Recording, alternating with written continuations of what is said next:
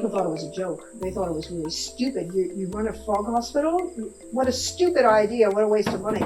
But now you look at the change in the attitude that people have. More people have become concerned about what is happening to the frogs, especially when it's the frogs in their own backyards that are being found dead.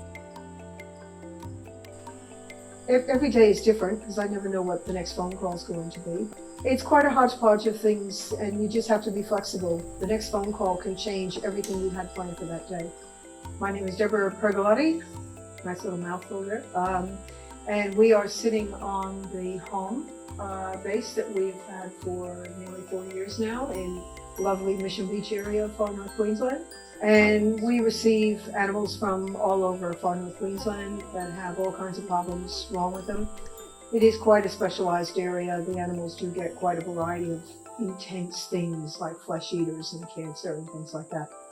So the office is here, the animals are here. Same thing up here, the people that do the frog stuff in Coranda, they're highly sensitive to chemical pollution of any type.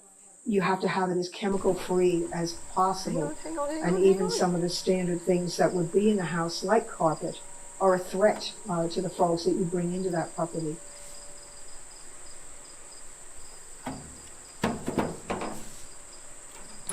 A lot of these cases are terminal.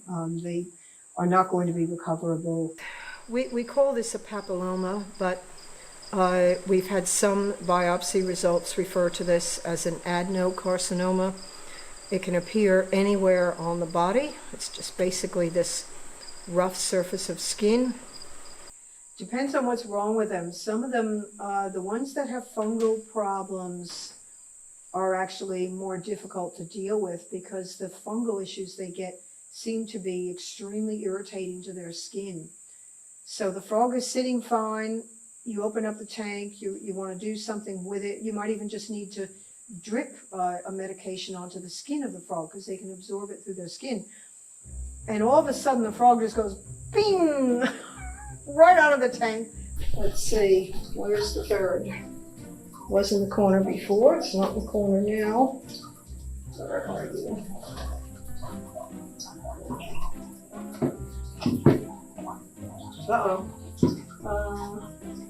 All right, I think one of them might be out. Freedom! Freedom! Hi, baby. What?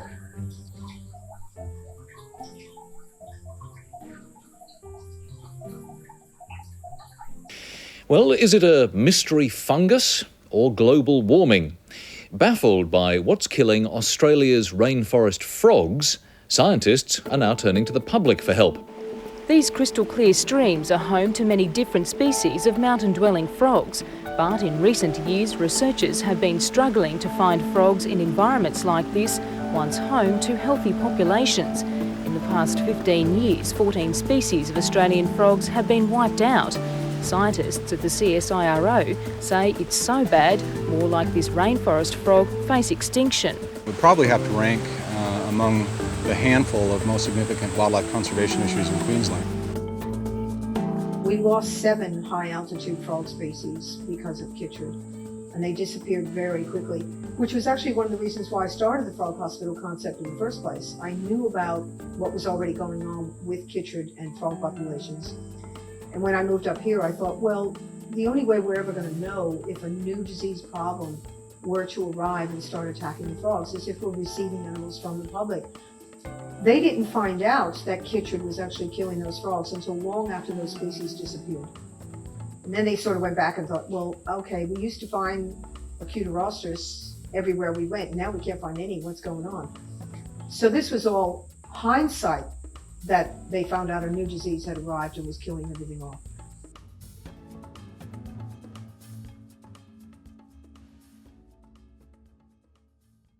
Frogs being a part of the ecology that is so dependent upon by other animals. Very sadly, frogs are a big part of the food chain.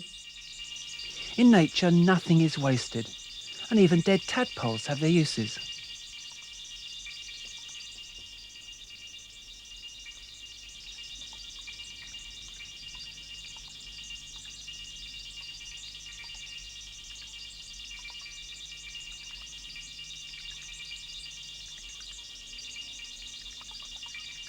So if you take them out of the equation entirely, you create this huge gap, and all those other animals that are further up the chain that had been depending on frogs now have to shift their focus to something else.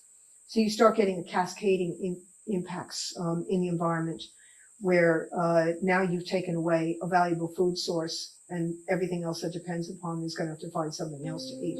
So you start creating all sorts of imbalances in the environment as well.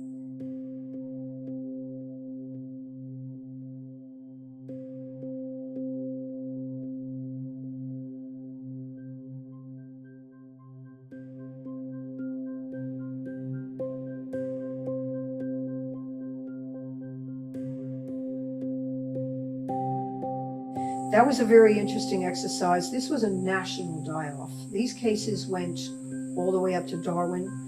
In Queensland, they went as far as the Daintree River, and these frogs definitely had whatever the thing was. The cases that I dealt with, so I probably dealt with about maybe up to 20 cases that were part of the die-off were sent to my attention. Whatever the bacteria was, though, I would think is something different to what we've dealt with in the past. Because whatever this was, it killed them so rapidly that they just didn't even respond to treatment. You had no time to even try to clear the chytrid part of the problem before the bacteria knocked them off. I think a lot of people don't see the value in it. They're not warm and cuddly. You know, koalas, if you're doing koala work, you have money thrown at you. But for us, it's totally the opposite. We just barely get enough public donations to keep going over the years. A lot of people just don't see the frogs are important. And like they don't see insects are important. Insects are critical to life on this planet, but people don't think about them. They're small, they're not noticeable. A lot of times they find them annoying. You know, there are people that don't want frogs on their properties. So I think people are slowly waking up.